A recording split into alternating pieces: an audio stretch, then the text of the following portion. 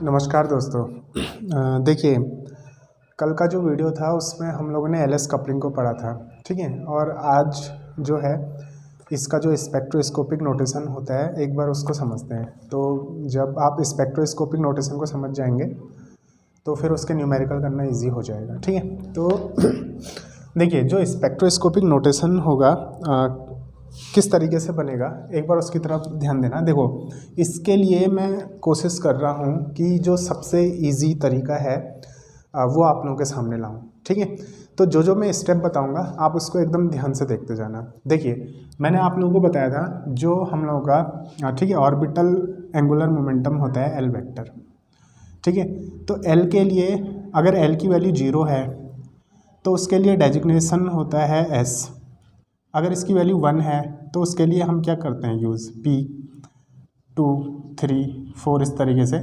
तो 2 के लिए क्या यूज़ करते हैं D, 3 के लिए क्या यूज़ करते हैं F, फिर उसके लिए G, और ये सीरीज़ इस तरीके से चलती जाएगी, ठीक है।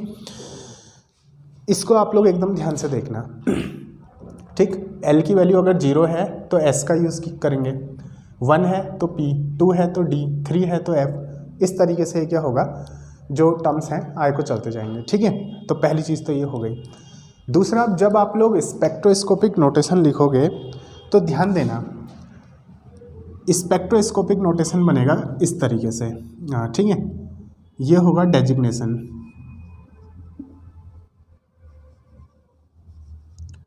ठीक है। डेजिग्नेशन बोलने का मतलब एल की जो वैल्यू है, अगर मान लीजिए 0 है तो डेजिग्नेशन के बदले क्या आएगा, एस आ जाएगा, ठीक है।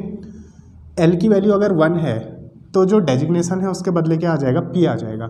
एल की वैल्यू अगर 2 है तो डेजिग्नेशन कितना आ जाएगा, D आ जाएगा, ठीक है। इस डेजिग्नेशन के ऊपर की तरफ यहाँ इस तरफ को लिखेंगे मल्टीप्लिसिटी, ठीक है, मल्टीप्लिसिटी। अब देखिए, मल्टीप्लिसिटी जो थी वो कल हम लोगों ने निकाला था, किससे निकलती थी, 2s + 1 से मल्टीप्लिसिटी निकल जाती थी, ठीक। और इसके सबसे लास्ट में लिखेंगे j की वैल्यू, ठीक है, j वैल्यू। और इस तरीके से क्या होगा, हम लोग का एक जो स्पेक्ट्रोस्कोपिक टर्म है वो बनेगा, ठीक है। तो ध्यान देना, डेजिग्नेशन L मैंने लिखा है, अगर L की वैल्यू 0 है तो यहाँ पे को क्या आ जाएगा, S आ जाएगा। L की वैल्यू अगर 1 है तो यहाँ पे को क्या आ जाएगा, P आ जाएगा। L की वैल्यू 2 है तो यहाँ पे को क्या आ जाएगा, D। इसके इस तरफ क्या आएगी, मल्टीप्लिसिटी, और यहाँ पे को किसकी वैल्यू आएगी, J की वैल्यू आएगी, ठीक है। तो इस हिसाब से क्या होगा, नोटेशन बनेंगे। अब इसमें देखिए, जैसे एक और चीज़ का ध्यान देना, अगर कॉन्फ़िगरेशन, ठीक है,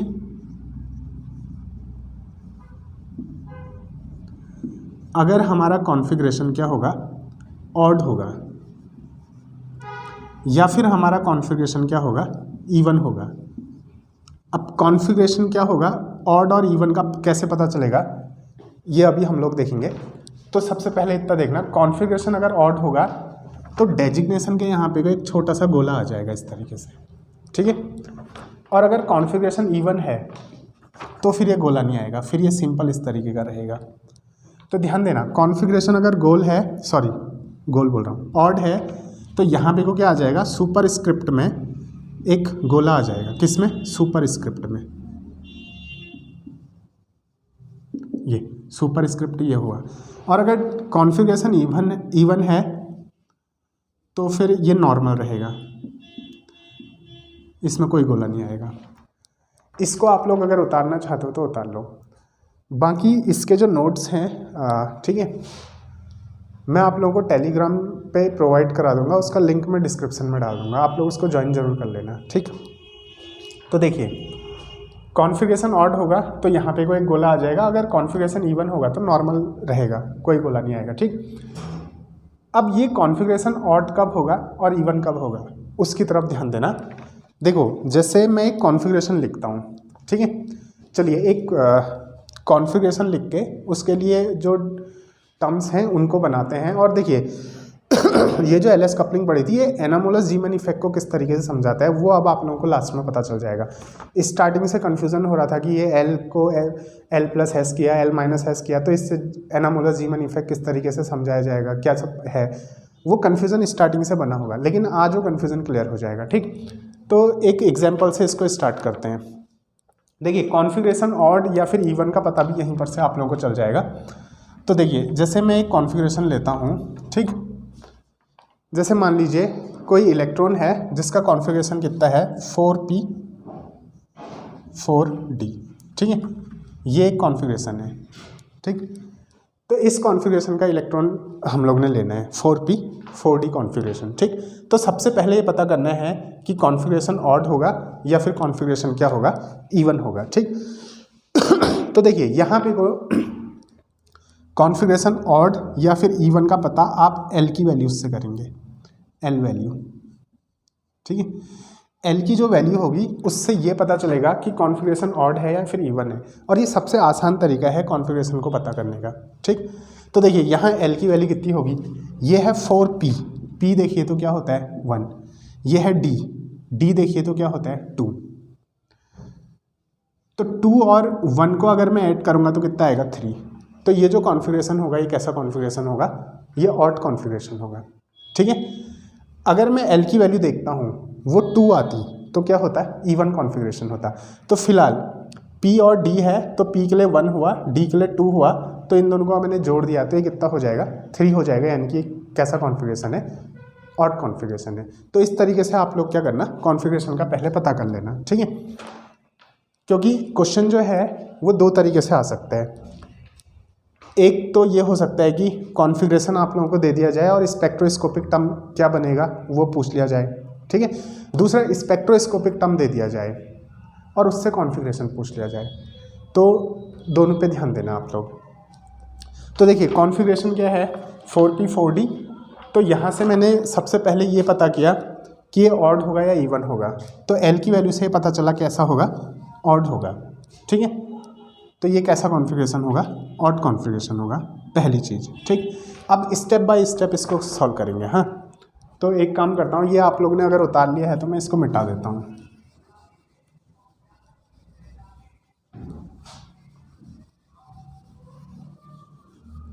अच्छा चलिए इसको तो रहने देते हैं।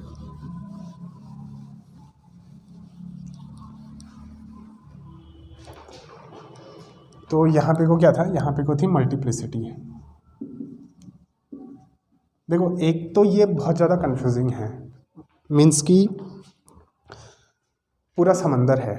ठीक है, कहीं पे को एल आ जा रहा है, कहीं पे को एस आ जा रहा है, कहीं पे को जे आ जा रहा है, तो इसलिए क्या है कि सारे वीडियोस को देखना बहुत ज़्यादा ज़रूरी है। तो स्टेप वाइज आप लोग फर्स्ट सेकंड थर्ड करके जो मैंने वीडियोस बना रखे हैं, क्लास 1 क्लास 2 क्लास 3 करके स्टेप वाइज देखो। तो ये जो आप लोगों का, ठीक है, वेक्टर मॉडल हो गया, एल एस कपलिंग हो गया, जे कपलिंग हो गया, सब आप लोगों के समझ में आ जाएगा।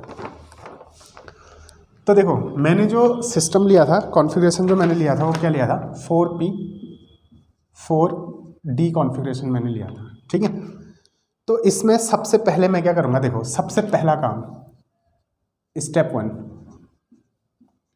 मैं s की वैल्यू निकालूंगा। ठीक है, स्टेप 2 मैं l की वैल्यू निकालूंगा। स्टेप 3 मैं j की वैल्यू निकालूंगा। s की वैल्यू निकालना कल मैंने सिखाया था, l की वैल्यू निकालना कल मैंने सिखाया था, और j की वैल्यू निकालना मैंने कल सिखाया था। ठीक हो गया, तो s l और j की वैल्यू निकालेंगे और लास्ट में क्या करेंगे, इसके हिसाब से स्पेक्ट्रोस्कोपिक नोटेशन बना देंगे। ठीक, तो देखिए, तो सबसे पहले मैं स्टेप 1 में s की वैल्यू कैलकुलेट करता हूँ इससे। ठीक, तो s की वैल्यू कैसे कैलकुलेट होगी, तो s की जो वैल्यू है s इक्वस टू ये होता है आप लोगों का s1 माइनस s2 मिनिमम से लेके s1 प्लस s2 मैक्सिमम तक। ठीक है, तो ये कल हम लोग ने पढ़ा था। तो अब यहाँ पे को देखो, इसके लिए s1 कितना हो जाएगा, हाफ, s2 भी कितना हो जाएगा, हाफ, ये तो हाफ ही रहेगा। ठीक है, अब देख लीजिए यहाँ पे को जो कैपिटल एस की वैल्यू आएगी वो कितनी आएगी, देखिए हाफ माइनस हाफ करूँगा 0 आ जाएगा, 1/2 माइनस 1/2 करूँगा 0 आ जाएगा। इसके लिए क्या होगा, 1/2 प्लस 1/2 करूँगा तो 1 आ जाएगा। तो एस की दो वैल्यूज़ आ गई, 0 और 1। ठीक है, इन सारी वैल्यूज़ को मैं कहाँ लिख देता हूँ, यहाँ पे को लिख देता हूँ। एस की मेरे पास दो वैल्यूज़ हैं, एस इक्वस टू 0, 1। ठीक है, एस की मेरे पास क्या वैल्यूज़ आ गई, दो वैल्यूज़। ये था स्टेप 1। तो एस की मेरे पास कितनी वैल्यूज़ आ गई, दो वैल्यूज़। अब मैं स्टेप 2 में क्या करूँगा, कैपिटल एल की वैल्यूज़ निकालूंगा। ठीक है, स्टेप 2 किसकी वैल्यू निकालूंगा, कैपिटल एल की। और देखिए कैपिटल एल क्या होता है, L1 प्लस L2, ठीक है, plus L3 up to so on, minimum से लेकर कहाँ तक, L1 plus L2 plus up to so on maximum तक। ठीक है, ये चीज़ बनेगी। इस हिसाब से देखा जाएगा तो L इक्वस टू कितना निकल जाएगा। देखिए सबसे पहले यहाँ पे को देखिए, P है ना, P है तो मैं L1 और L2 की वैल्यूज़ लिखता हूँ। हाँ, P है तो L1 इक्वस टू कितना हो जाएगा, अभी मैंने बताया था, यहाँ पे को ध्यान देना। L इक्वस टू 0, 1, 2, 3, 4, इसके लिए क्या होता है S। ठीक है, P, D, F, G, इस तरीके से। तो P है तो P के लिए 1 हो जाएगा। अब देखिए कैपिटल और स्मॉल में कन्फ्यूज़ मत करना, दोनों में एक ही चीज़ तो है। ठीक, P के लिए 1 हो जाएगा तो L1 की, यहाँ पे को P है तो L1 कितना हो जाएगा 1। फिर क्या है D, तो L2 कितना हो जाएगा 2, L2 कितना हो जाएगा 2। ठीक, L1 हो जाएगा 1 और L2 कितना हो जाएगा 2। ये हुआ ना। अब इसमें कैपिटल L की वैल्यू निकालते हैं, तो फिलहाल मैं इसको मिटा देता हूँ।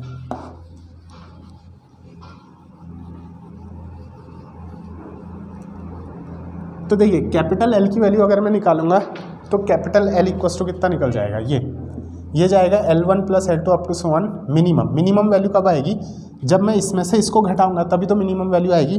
2 माइनस 1 करूँगा तो ये 1 आ जाएगा।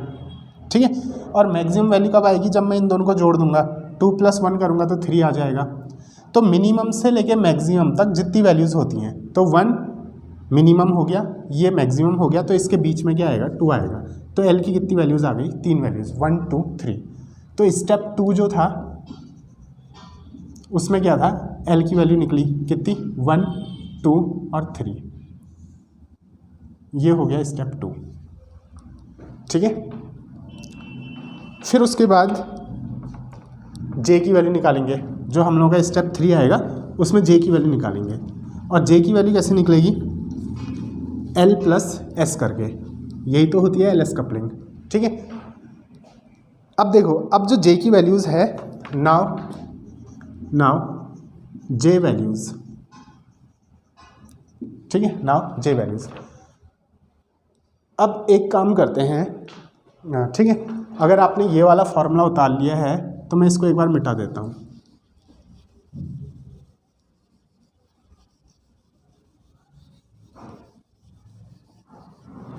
ठीक है, J वैल्यूज़, और J की वैल्यूज़ मैं यहाँ पे को लिखते जाऊँगा। ठीक है, तो J की वैल्यू कैसे निकलेगी, देखो J इक्वस टू होता है L प्लस S। ठीक है, J इक्वस टू कितना होता है, L प्लस S। अब ये क्या होगा, ये भी मिनिमम से लेके मैक्सिमम तक जाएगा। ठीक, तो सबसे पहले मैं क्या करता हूँ ना, देखिए S इक्वस टू 0 और L इक्वस टू 1 लेके चलता हूँ। For S equals to 0, S equals to 0 लिया और L की वैल्यू मैंने ली 1, L इक्वस टू 1। तो J इक्वस टू कितना निकल जाएगा, J इक्वस टू, ये मिनिमम से मैक्सिमम, मिनिमम कैसा होगा, 1 में से 0 माइनस करेंगे 1 आएगा, मैक्सिमम कितना आएगा, 1 में 0 ऐड करेंगे 1 आएगा। तो मिनिमम भी 1 है और मैक्सिमम भी 1 है। ठीक है, तो मिनिमम भी 1 है, मैक्सिमम भी 1 है, इसका मतलब एक ही वैल्यू है 1। तो J की वैल्यू कितनी निकली, 1। ये हो गया। फिर वैसे ही फॉर S इक्वस टू 0, देखो S अभी भी मैंने 0 लिया, L की वैल्यू मैंने 2 ले ली, L इक्वस टू मैंने कितना ले लिया, 2। ठीक है, तो यहाँ भी J की एक ही वैल्यू निकलेगी। देखो 2 माइनस 0 करूँगा तो 2 ही रहने वाला है, 2 प्लस 0 करूँगा तो भी 2 ही रहने वाला है। तो J की वैल्यू कितनी आ जाएगी, 2। ठीक है, फिर वैसे ही लास्ट में देखिए जो लास्ट वैल्यू है 3 वाली, मैं उसको ठीक है, चलो मैं इसको ऊपर पे को लिख देता हूँ। हाँ, एक काम करते हैं, इसको मिटा देते हैं।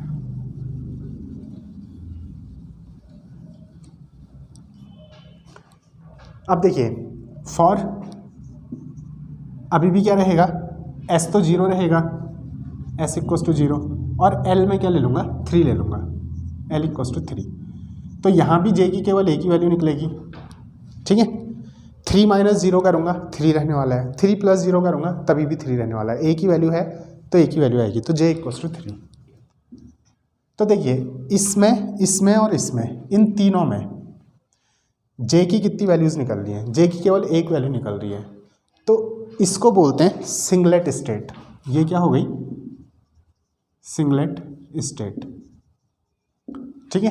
तो देखो जे की कितनी वैल्यूज़ निकली, 1, 2 और 3। तो सिंगलेट स्टेट के लिए अब आया स्टेप 3। स्टेप 3 में देखिए सिंगलेट स्टेट में जे की कितनी वैल्यूज़ आ गई, 1, 2 और 3, 1, 2 और 3। तो ये कौन सी स्टेट है, सिंगलेट स्टेट, ठीक है। अब उसके बाद देखिए इसको मैं मिटा दे रहा हूँ फिलहाल।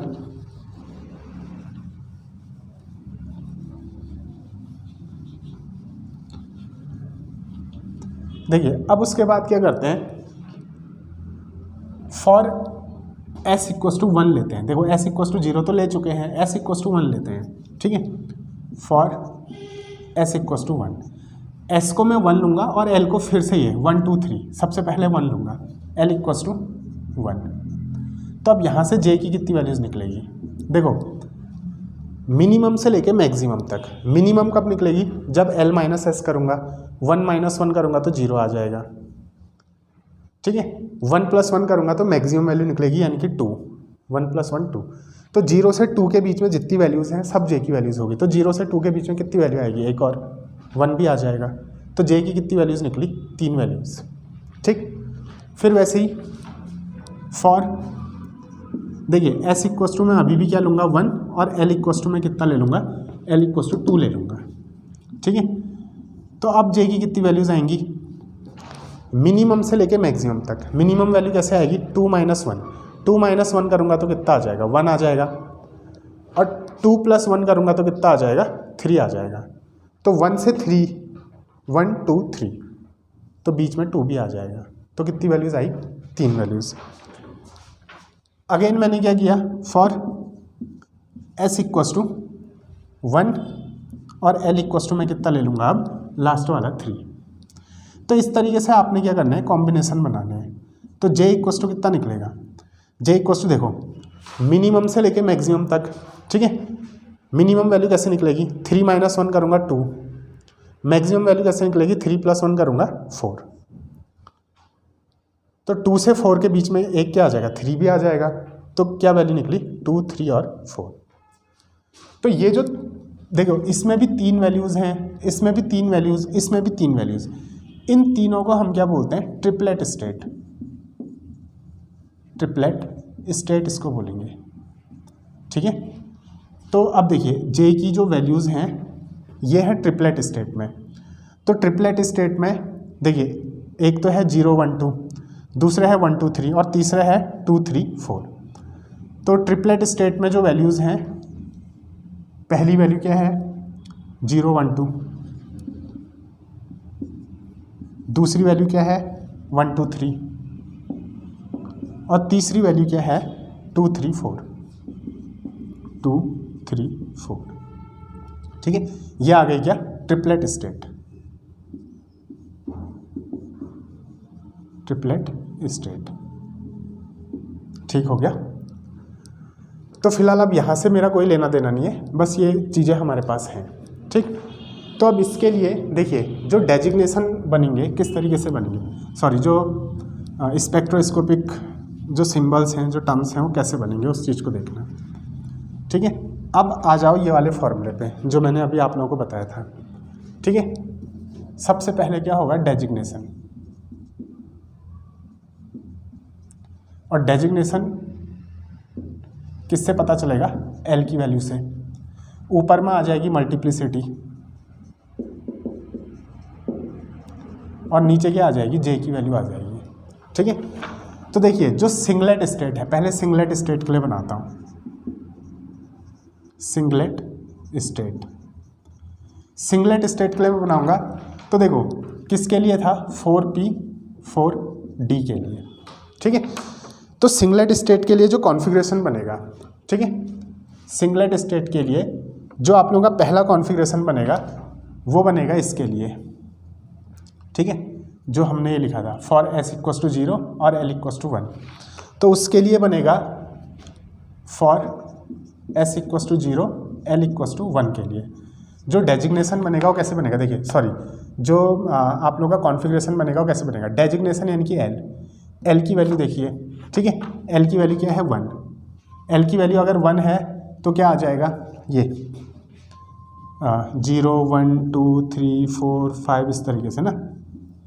तो l की वैल्यू अगर 1 है तो क्या होगा, ये होगा S P D F इस तरीके से। ठीक, l की वैल्यू अगर 1 है तो P आएगा, तो इसके लिए जो कॉन्फ़िगरेशन बनेगा वो कैसे बनेगा, P, ये डेजिग्नेशन यानी कि l की वैल्यू कितनी है, l की वैल्यू है 1।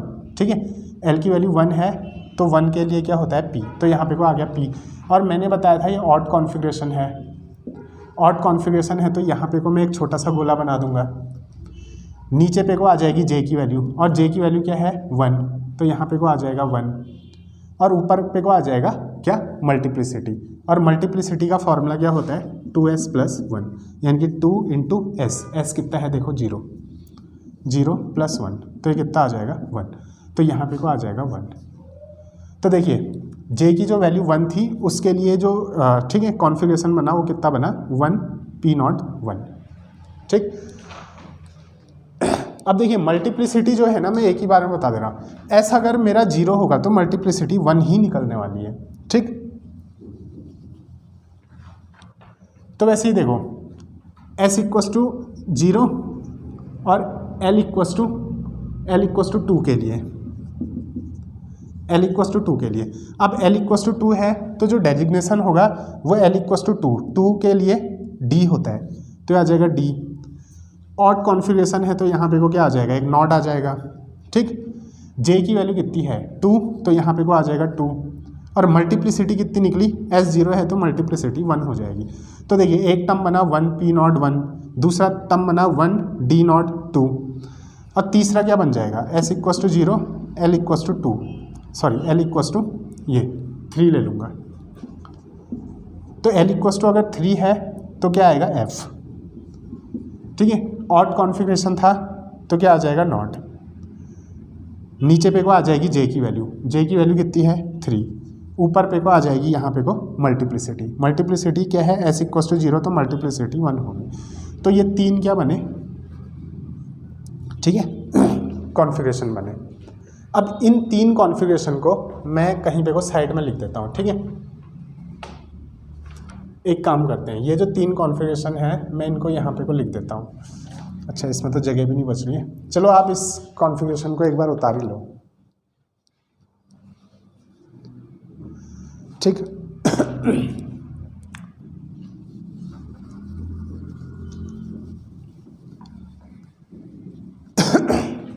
अब उसके बाद देखो, उसके बाद क्या था, s = मैं 1 लूँगा, फॉर s = 1 और l = 1। तो देखो l 1 है तो 1 के लिए p आ जाएगा, तो जो डेजिग्नेशन बनेगा वो बनेगा p। ऑड कॉन्फ़िगरेशन है तो नॉट आ जाएगा। s की वैल्यू अगर 1 है तो मल्टीप्लिसिटी कितनी निकलेगी, 2 × s के बदले 1 + 1 यानी कि 2 × 1 2 + 1 3, तो ये निकल जाएगा मल्टीप्लिसिटी 3। और यहाँ पे को j की वैल्यू आती है, तो j की देखो यहाँ पे को, अब ये ट्रिपलेट स्टेट के लिए कर रहे हैं तो j की वैल्यू कितनी है 0 1 और 2 ना, तो एक तो बनेगा 0, ठीक है, दूसरा बनेगा p 3, ठीक है, और यहाँ पे को j की वैल्यू 1 और तीसरा टर्म बनेगा p0, यहाँ पे को 3 और यहाँ पे को ये j की वैल्यू 2।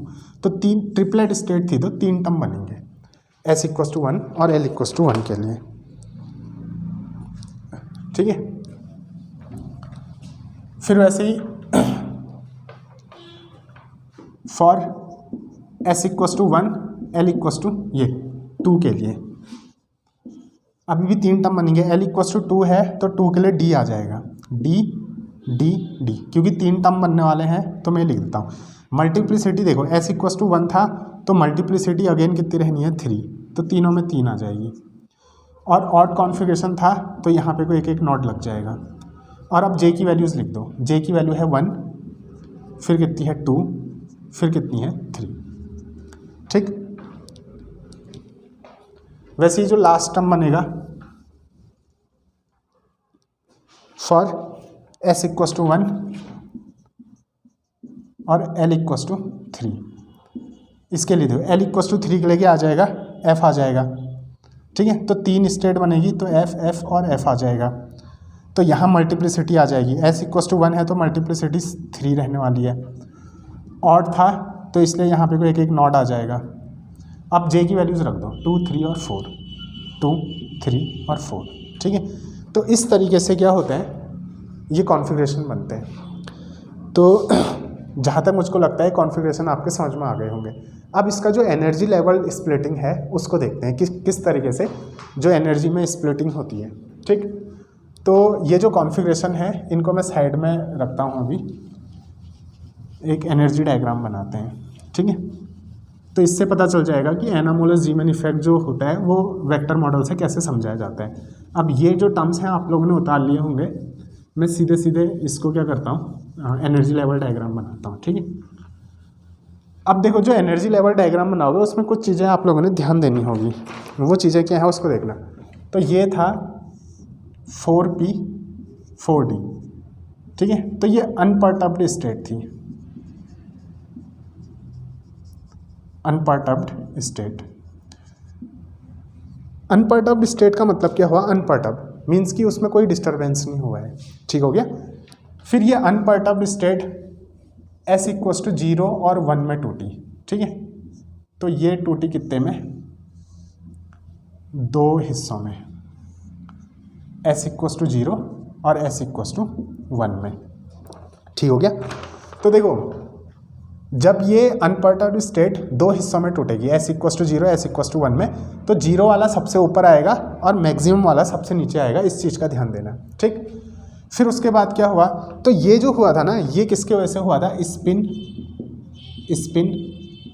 कोरिलेशन की वजह से, स्पिन इंटरेक्शन या फिर स्पिन कोरिलेशन, जो मैंने कल के वीडियो में बताया था। इस वीडियो को डायरेक्ट देखोगे तो ये समझ में नहीं आएगा, स्पिन के लिए कल वाला वीडियो देख लेना, इससे पहले वाला वीडियो। ठीक, फिर उसके बाद जो L की वैल्यूज़ थी, L की वैल्यूज़ के हिसाब से ये स्टेट टूटी थी हमारी 3 हिस्सों में। ठीक है, और ये वाली जो स्टेट है ये भी टूटेगी हमारी 3 हिस्सों में। ये L की वैल्यूज़ के हिसाब से होगा।